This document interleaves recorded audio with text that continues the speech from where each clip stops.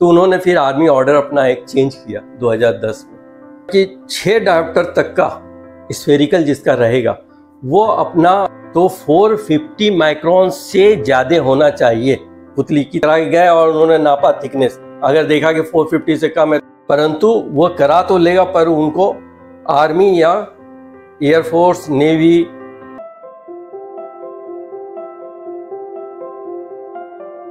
Sir ये army join करनी है जी, लेकिन मैं चश्मा पहनता हूँ, मेरे को किसी तरीके से भी चश्मा हटाना है। क्या अगर मैं चश्मा हटा लेता हूँ तो आर्मी ज्वाइन करने में कोई प्रॉब्लम तो नहीं होगी?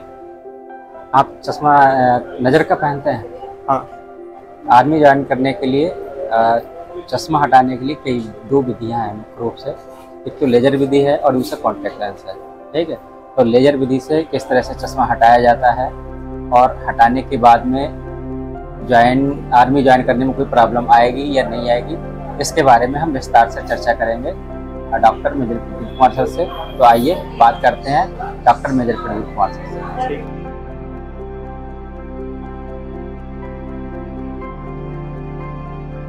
जो आर्मी में जाना चाहते हैं और चश्मा पहनते हैं, तो लेसिक के द्वारा चश्मा हटाने के बाद आर्मी में सेलेक्ट होने में कोई प्रॉब्लम आती है? देखिए, जो आर्मी में जाना चाहते हैं, पहले तो लेसिक का नाम लेते ही वो आर्मी में सिलेक्शन नहीं हो, पहले सोचा जाता था और होता भी था। तो काफ़ी लोग करा के जाने लगे वहाँ सिलेक्शन में के लिए। तो उन्होंने फिर आर्मी ऑर्डर अपना एक चेंज किया 2010 में। उन्होंने बोला कि कुछ क्राइटेरिया ऐसा कर दिया जिसके कारण सिलेक्शन में बच्चों को दिक्कत नहीं हो, किसी को भी। उन्होंने बोला कि 6 डायोप्टर तक का स्फेरिकल जिसका रहेगा वो अपना अगर लेसिक करा के आएगा तो हम लोग सेलेक्ट कर लेंगे, चाहे जो प्रोसीजर से जिस टेक्नोलॉजी से करा के आएगा 6 तक का रहेगा तो हम लोग करेंगे। पर 2 क्राइटेरिया और लगा दिया साथ में। उन्होंने बोला कि ये जो रेमिनेंट कॉर्निया रहेगी उसकी थिकनेस जब हम लोग नापेंगे तो 450 माइक्रोन से ज़्यादा होना चाहिए पुतली की thickness after the LASIK. Generally क्या होता है कि किसी कॉर्निया की थिकनेस 525 से इंडियन का 525 से 535 माइक्रोन तक होता है। अगर उसको काट के कुछ हटा भी दिया जाए, कम कर दिया जाए, तब भी 450 से ज़्यादा होना चाहिए। एक तो उन्होंने एक बना लिया क्राइटेरिया। आपने लेसिक करा के गए और उन्होंने नापा थिकनेस, अगर देखा कि 450 से कम है तो आपको सेलेक्ट नहीं किया जाएगा। पर जनरली 6 डायोप्टर तक का उतना में हो जाता है। दूसरा, एक तो एक्सियल लेंथ जो है जो हम लोग ए स्कैन या से नापते हैं, उसमें अगर उसकी लंबाई बढ़ती है, मायोपिक का तो बड़ा होता है, तो 23.5 नॉर्मल पर्सन्स का होता है या ज़्यादा से ज़्यादा 24 होता है एक नॉर्मल इमेट्रोपिक आई का।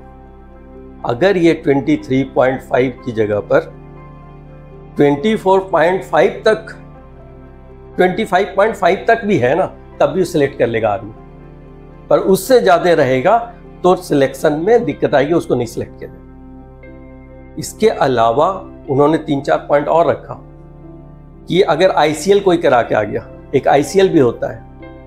आईसीएल मतलब होता है फुल फॉर्म फेकिक आई ऑयल।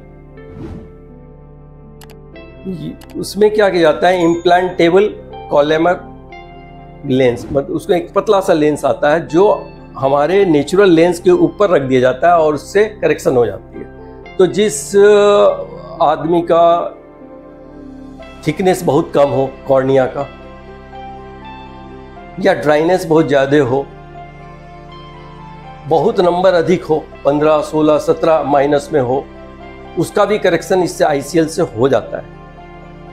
परंतु वो करा तो लेगा पर उनको आर्मी या एयरफोर्स, नेवी या पुलिस सर्विसेज में जाने नहीं मिलेगा। इसको उन्होंने बैन कर दिया। ठीक है। इसके अलावा कोई केरेटोकोनस किसी का डेवलप हो जाता है लेसिक के बाद, अगर उनको लगा कि केरेटोकोनस हो रहा है, एक बीमारी होती है जिसमें जो पुतली है जरा कॉनिकल हो जाता है, चोंच जैसा निकल आता है, तो उनको भी इसमें सिलेक्ट नहीं करने का बोला गया। और अगर पुराने जमाने का आरके किया तब भी नहीं लेगा। परंतु एक चीज क्लॉज उन्होंने रखा है आर्मी में कि अगर करेक्शन के बाद भी ये सब करा के सब कुछ ठीक है, एक्सेल लेंथ ठीक है, कॉर्नियल की थिकनेस ठीक है, परंतु उसका किसी तरह से रेमनेंट रह गया 1 डायप्टर तक का, 0.5 1 डायप्टर तक का प्लस या माइनस में नंबर आ गया है, तब सिलेक्ट हो जाएगा, उसको वो लोग सिलेक्ट कर लेंगे। तो ये सबको जानने वाली अच्छी बात है कि उनको सिलेक्ट हो जाते हो अगर रेमनेंट भी रह गया। इतनी महत्वपूर्ण जानकारी सर आज आपने दी, इसके लिए आपका बहुत बहुत धन्यवाद। Thank you. अभी आपने देखा सर ने बताया कि जो आर्मी ज्वाइन करना चाहते हैं लेकिन चश्मा पहनते हैं, वे लेसिक सर्जरी के द्वारा चश्मा हटा सकते हैं, और लेसिक सर्जरी के द्वारा चश्मा हटाने के बाद आर्मी ज्वाइन करने में किसी प्रकार की कोई प्रॉब्लम नहीं आती है। तो इस तरह की यदि आपको कोई समस्या है तो हमारे आई हॉस्पिटल कुमार आई केयर खटीमा में संपर्क करें। उम्मीद है ये वीडियो आपको बहुत ही पसंद आया होगा। यदि वीडियो आपको पसंद आया हो तो अधिक से अधिक लाइक कीजिए, शेयर कीजिए, ताकि अधिकांश लोग इसका लाभ ले सकें। वीडियो देखने के लिए आप बहुत बहुत धन्यवाद।